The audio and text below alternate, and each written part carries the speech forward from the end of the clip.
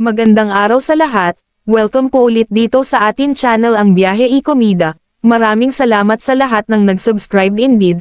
Punta tayo sa atin topic, December 5, 2025. Kobe para spotted partying with South African singer Tyla. Netizen, Jusko Kobe, ang lagkit ng tingin mo.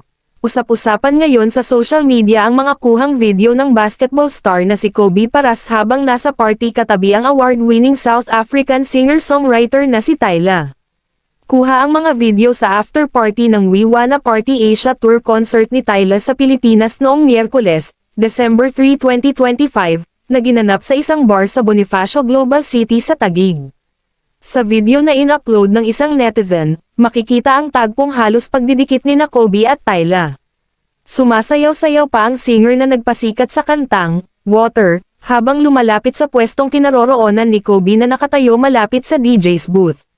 Sa sobrang lapit ng dalawa ay kapansin-pansin ang hindi maiwasang pagtingin ni Kobe kay Tyla habang ito'y sumasayaw suot ang mixing denim shorts at white midriff sando. Sa isa pang anggulo ng video na kuha ng netizen ay makikita na bukod kay Kobe ay naroon din malapit kay Tyla ang basketballista ring si Ferdy Ravena. Mabilis na kumalap ng samot-saring reaksyon ang pagsasama ni na Kobe at Tyla. Marami ang nakapansin sa anilay malagkit na tingin ng sikat na basketballista sa international singer. Komento ng isang netizen na nakapanood sa video, Jusko Kobe, ang lagkit ng tingin mo. Saad pa ng isa, gets ko si Kobe, Tyla na yan eh. Mayroon ding tagahanga si Kobe na siniship siya kay Tyla. Sabi nito, parang bagay sila. Cute ng height nila if ever. Ang kapuso actress na si Kailyn Alcantara ang huling naging nobya ni Kobe na isinapubliko niya. November 1, 2024, nang aminin ni Kobe ang espesyal na relasyon nila ni Kailyn. Hanggang noong April 22, 2025, napag-alaman sa ulat ng Pep Troika na first week of April nang mag-break sina Kobe at Kailyn.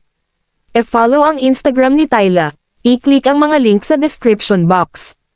At yan ang ating latest showbiz chika update for today. Huwag kalimutan mag-subscribe, i-click ang notification bell for more showbiz chika updates at suportahan po ang ating Facebook page. Maraming salamat sa lahat ng nag-subscribe indeed, magandang buhay sa lahat, adios!